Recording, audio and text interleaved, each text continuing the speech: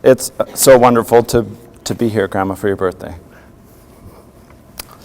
So on behalf of the grandkids, the story that I'm sharing is called Letters from Grandma.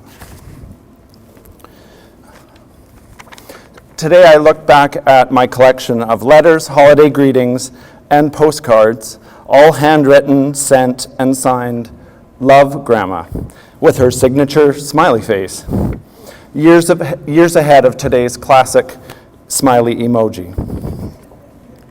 Spanning my 40 years and 9 addresses from childhood to adulthood, during university exams, birthdays, holidays, and everything in between, Grandma wrote heartfelt words of wisdom, random advice, words of thanks, and reminders to be grateful, prayers and quotes, all in an annual plight to forge connections and maintain communication.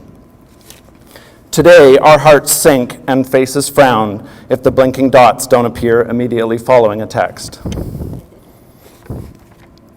At my childhood home on Dogwood Street in Fort St. James, I recall Grandma's dozy mornings. She would prance into the kitchen, arms outstretched to mimic a zombie. My favorite mornings were if she would also not have her teeth in. Hilariousness, complete hilariousness.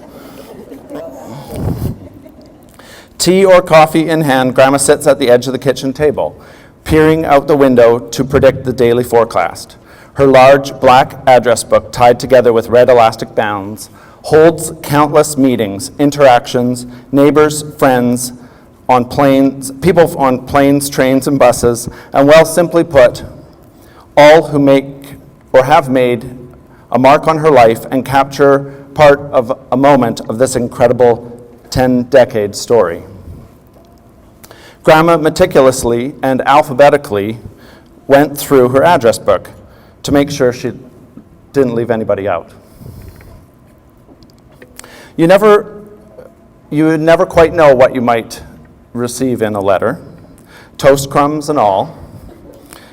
Letters would be posted weekly or even up to a fortnight.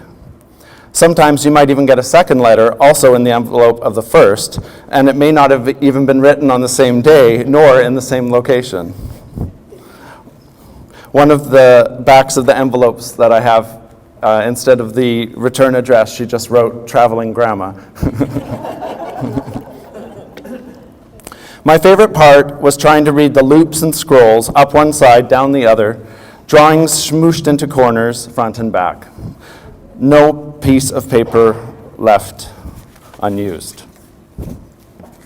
I also have a graduation card from Grandma that I received in the mail. And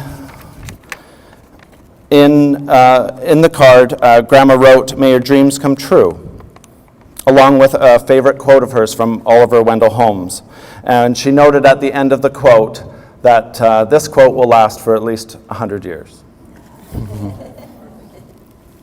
So whether Scrabble or Skype, CVs or the Crerar Facebook group, words matter. What we say and how we say them to form connections matters.